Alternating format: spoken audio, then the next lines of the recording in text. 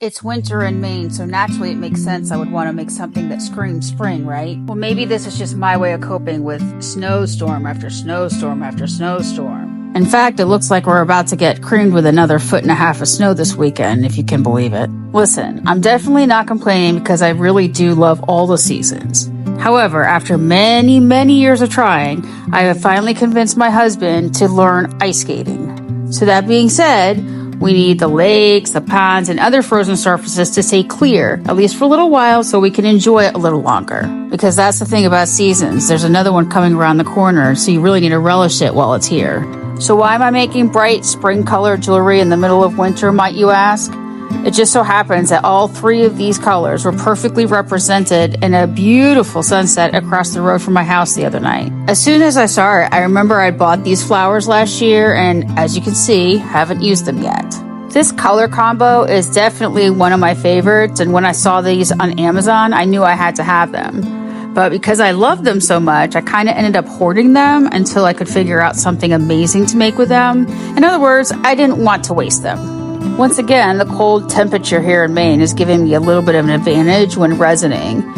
I'm using a regular resin, not a high viscosity, but because it's cold out right now and cold in my studio, it's not really wanting to run off the petals at all. But to be fair, I am using very, very small amounts of resin so it doesn't spill off. I want to just encapsulate the flower.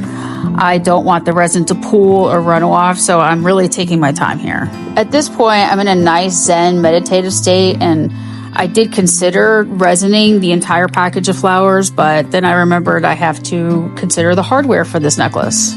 I had a configuration in mind on how I wanted the three flowers to kind of lay together. The most obvious, easy answer was to drill some holes on each side and then attach a chain, but I really decided I didn't want to put holes into the petals because I'm a perfectionist and I thought they were too perfect as they were. So I gave at least 2 coats to all 3 flowers on both sides, and then I moved on to attaching the hardware on the backside.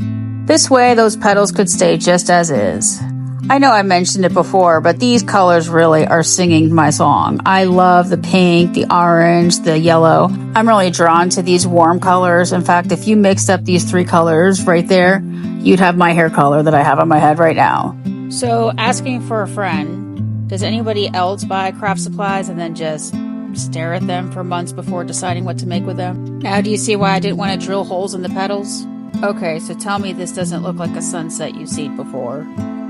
I know it's not winter everywhere, but what are your thoughts on wearing contrasting jewelry to the seasons? Like this, wearing spring-looking jewelry in the winter. Do you stick to wearing what's in season, or do you wear what you want when you want?